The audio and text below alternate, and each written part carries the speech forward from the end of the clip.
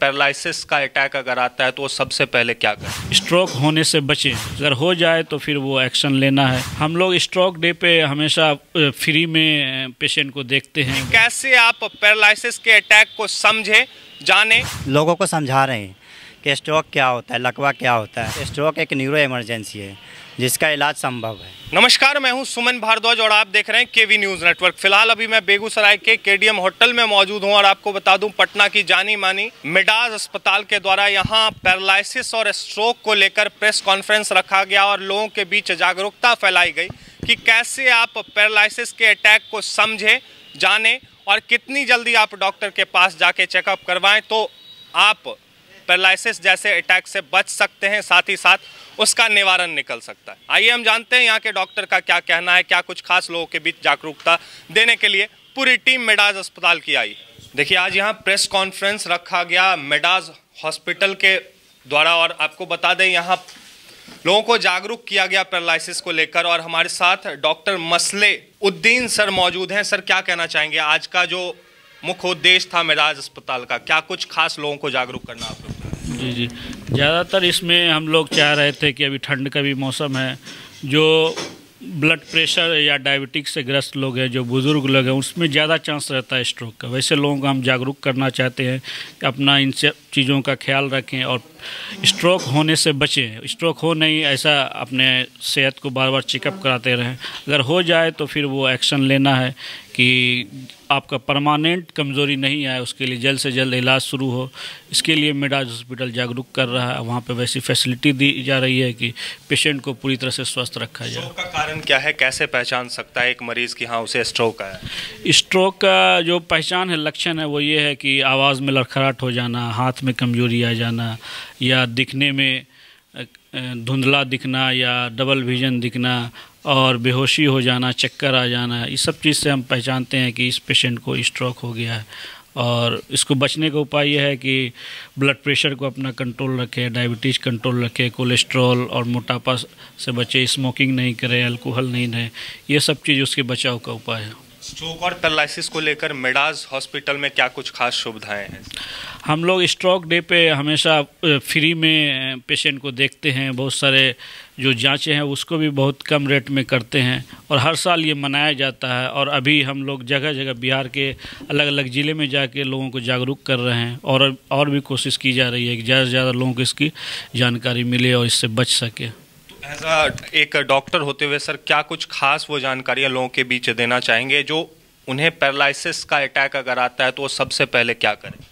सबसे पहले जब से ही पैरालिसिस या स्ट्रोक का अटैक आए, सबसे पहले एक अच्छे जो नज़दीकी कोई फिजिशियन है वहाँ पे जाए और वहाँ स्टेबलाइज होने के बाद फिर आप न्यूरो सेंटर पे आ सकते हैं। हमारे यहाँ कोशिश किया जाएगा कि जल्द से जल्द उसको पूरी तरह से स्वस्थ किया जा सके। और अगर नज़दीक है, आप 3-4 घंटे में पहुंच सकते हैं, तो 4 से 5 घंटा जो होता है वो गोल्डन आवर्स होता है। अगर उस घंटे में आप हमारे सेंटर पहुंच सकते हैं तो पूरी कोशिश की जाएगी पूरी तरह से पेशेंट स्वस्थ रहे। मैं डॉक्टर मोहम्मद मसले उद्दीन, मैं वहाँ पे लैप्रोस्कोपिक एंड प्लास्टिक सर्जन हूँ। मैं यहाँ पे मिडास हॉस्पिटल की तरफ से आया हूँ और ये स्ट्रोक के बारे में, इसका जागरूकता अभियान के बारे में लोगों को बताने के लिए आया हूँ। और यहाँ पे अच्छा रिस्पांस मिला मीडिया कर्मियों के द्वारा भी। मैं इनका शुक्रिया अदा करता हूँ कि आगे भी इस तरह का प्रोग्राम होता रहेगा। Thank you so much. Thank you so much. 29 अक्टूबर को वर्ल्ड स्ट्रोक डे के दिवस डॉक्टर प्रोफेसर जज आज़ाद के द्वारा हरी झंडी दिखाया गया था। युवाओं को गांव-गांव जाके लोगों को समझा रहे हैं कि स्ट्रोक क्या होता है, लकवा क्या होता है। अक्सर देखा जाता है स्ट्रोक किसी व्यक्ति को हो जाता है, उनको पता ही नहीं चलता है कि हमें स्ट्रोक हुआ है। तो वो गांव-गांव जाके हम लोगों को समझा रहे हैं कि स्ट्रोक को कैसे पहचानें, क्या लक्षण होते हैं इससे, यदि स्ट्रोक होता है आपको तो उस समय क्या करना चाहिए। ये सब हम लोग अभी टोटल 10 डिस्ट्रिक्ट को कंप्लीट करके बेगूसराय आए हैं और हमारा लक्ष्य है कि पूरा 40 के 40 डिस्ट्रिक्ट हमें कंप्लीट करना है। जागरूकता हम लोग यही बता रहे हैं कि स्ट्रोक को पहली बात पहचाने कैसे। जैसे कि स्ट्रोक का पहचानने का नियम है कि एक हाथ कमज़ोर हो जाना अचानक से, बोलने में लड़खड़ाहट आ जाना, फेस एक तरफ झुक जाना, तो ये सब स्ट्रोक का कारण है। यदि ये सब कारण आपको पाए जाते हैं तो स्ट्रोक एक न्यूरो इमरजेंसी है जिसका इलाज संभव है। यदि आप नज़दीकी किसी भी अस्पताल जाके जहाँ CT स्कैन की व्यवस्था है वहाँ जाके आप चेकअप करवाएं, फिर आप एडवांस न्यूरो हॉस्पिटल जाके वहाँ स्ट्रोक का इलाज करवाएं, ताकि आप आजीवन विकलांगता से बच सकते हैं। तो कई सारे इसके कारण हैं। पहला कारण होता है मोटापा है एक कारण, एक है हाइपरटेंशन, एक है डायबिटीज़, एक है कोलेस्ट्रॉल का बढ़ जाना, स्ट्रेस जो टेंशन है उसकी वजह से भी है। तो ये सब कई कारण हैं, स्मोकिंग, अल्कोहल। तो इन सब चीज़ों की वजह से यह है कि लकवा होने का चांस ज़्यादा होता है। ठीक है, तो इसको रोकने का उपाय यही है कि हम स्मोकिंग नहीं करें, अल्कोहल का सेवन नहीं करें, ब्लड प्रेशर को अपना कंट्रोल में रखें, हमेशा चेकअप कराते रहें, और कोलेस्ट्रॉल को कंट्रोल में रखें, डायबिटीज़ कंट्रोल में रखें, ज़्यादा स्ट्रेस नहीं लें, समय पे सोएं और समय पे उठें। आजकल स्ट्रेस का ही ज़माना है, लोग रात रात भर काम करते रहते हैं, चाहे किसी सेक्टर में हो, और जो रात आराम के लिए बनाया गया उसमें लोग काम करते हैं। वो स्ट्रेस भी एक कारण है हाइपरटेंशन होने का, उसके बाद फिर ये स्ट्रोक होने का कारण है। तो और हम लोग का जो खान पान है और दिनचर्या ऐसी हो गई है कि हम लोग अपने सेहत पे जो एक्सरसाइज होना चाहिए, जो हम लोग का योगा वगैरह होना चाहिए, वो नहीं कर पाते हैं। तो ये सब रोकने के लिए है कि अपना ब्लड प्रेशर, डायबिटीज़ कंट्रोल में रखें, मोटापा ज़्यादा नहीं बढ़ने दें, कोलेस्ट्रॉल कंट्रोल में रखें, और स्ट्रेस से और एक्सरसाइज से और अपने खान पान से हम इस सब चीज़ को रोक सकते हैं। दूसरी बात ये है कि अगर हो जाए तो फिर हम क्या करें। तो इसमें एक जो WHO ने एक प्रोग्राम बनाया है कि गोल्डन आवर्स होता है इसका, स्ट्रोक का 4 to 5 आवर्स का एक गोल्डन पीरियड्स होता है। जैसे स्ट्रोक हुआ किसी को पहचानेंगे कैसे, उसके लिए ये बी फास्ट करके एक स्लोगन दिया गया है। मतलब कैसे आप पहचानेंगे कि इस पेशेंट को लकवा हो गया, स्ट्रोक हो गया है ना, फालिज मार दिया जो ऐसे बोलते हैं, पैरालिसिस मार दिया। तो उसमें एक ये होता है कि पहले उसका बैलेंस बिगड़ जाता है, ये चल रहे कहीं गिर गए, बाथरूम में गए गिर गए, तो वो एक पहचान है कि ये चक्कर आ गया, गिर गए। तो वो लकवा का एक एकदम शुरुआती लक्षण है। उसके बाद क्या है कि विजन गड़बड़ा जाए, मतलब देखने का, जो देख रहे हैं कभी एक आंख से या दोनों आंख पे भी असर करता है, क्योंकि डबल दिखने लगता है। दूसरा है कि हाथ में कमजोरी आ गया या पैर में कमजोरी आ गया, ठीक है, आवाज़ में लड़खड़ाहट आ गया। ये सब इसका पहचान है कि अगर ये सब सिम्टम सारे या एक भी मिल रहा है तो समझेंगे कि हम ये स्ट्रोक हो गया इस पेशेंट को। अब उसमें क्या है, लास्ट जो टाइम दिया गया है वही टाइम है कि फास्ट, बहुत जल्दी एक्शन लेना। इसकी इसलिए नहीं कि अब इसको देखेंगे, कल ले जाएंगे, परसों ले जाएंगे, अभी तो ठीक है, सांस तो ठीक से ले रहा है, बीपी तो धीरे धीरे ठीक हो रहा है। तो उसमें क्या होता है, जो ब्रेन में डैमेज है वो परमानेंट हो जाएगा, फिर उससे रिकवरी लेना पूरी तरह से मुश्किल हो जाता है। तो शुरू का जो 4 to 5 आवर्स है उसको गोल्डन पीरियड्स कहते हैं।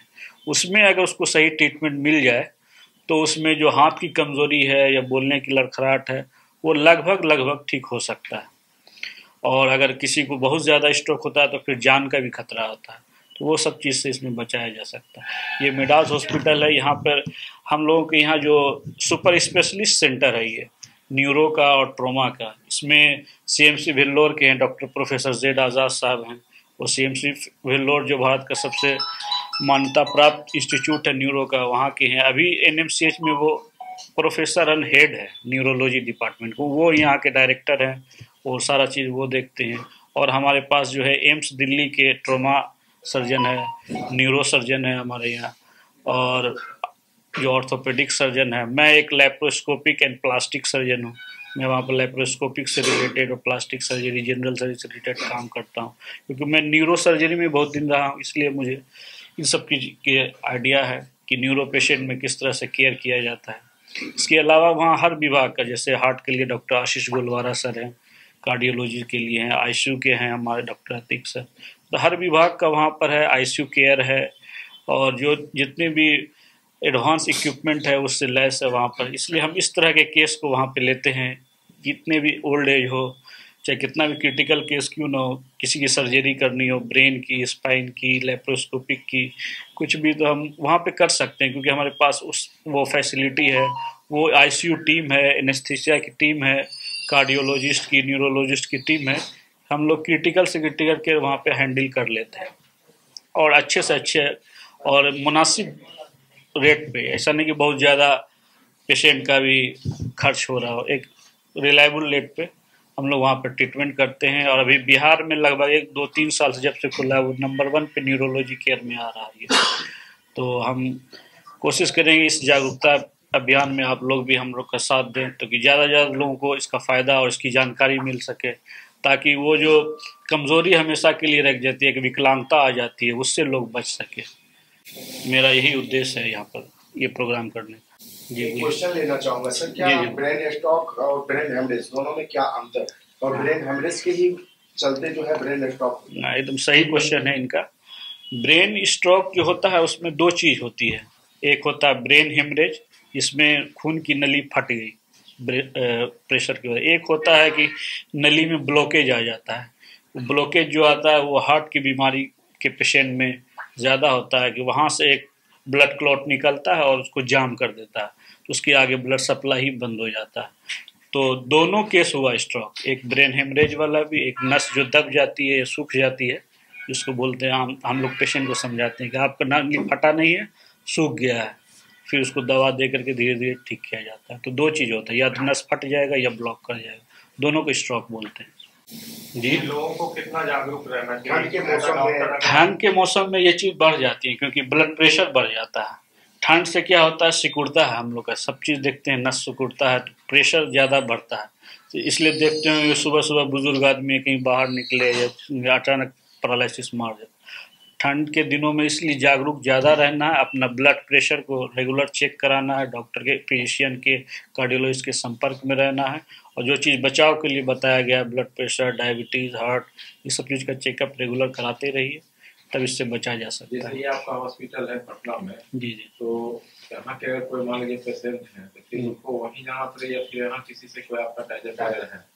नहीं, यहाँ पे अभी टाई अप नहीं है। हम लोग सोच रहे हैं कि डिस्ट्रिक्ट वाइज करें, लेकिन अभी तो वहीं पर सारा सुविधा है, जो क्योंकि ये छोटा मोटा नहीं, यहाँ पर MRI, CT scan, NCV, neuro जांच है। ये ऐसा नहीं है कि हम सिर्फ OPD खोल देंगे तो हो जाएगा, लेकिन धीरे धीरे आगे का प्लान है। कई ऐसे अस्पताल हैं जितना आप बताए हाँ चीज के बारे में, सबसे क्यों ना मान लीजिए फिर यहाँ के मरीज या फिर आसपास जो बेगूसराय के आसपास के मरीज हैं उनके लिए, क्योंकि ये भी स्वास्थ्य के क्षेत्र में घर भी माना जाता है बेगूसराय। ठीक है, आप अगर हो तो लोगों को पटना जाने से बचना पड़े, ये मेरा नहीं, ऐसा तो अभी यहाँ पर नहीं है, लेकिन हमारे यहाँ जो डॉक्टर हैं वो देश के अच्छे अच्छे इंस्टीट्यूट से, मान्यता प्राप्त इंस्टीट्यूट से है, इसलिए हम लोग कोशिश प्लान में है। अब एग्जैक्ट डेट तो अभी नहीं बता सकते, लेकिन प्लान में है कि यहाँ पर भी एक सेंटर खोला जाएगा।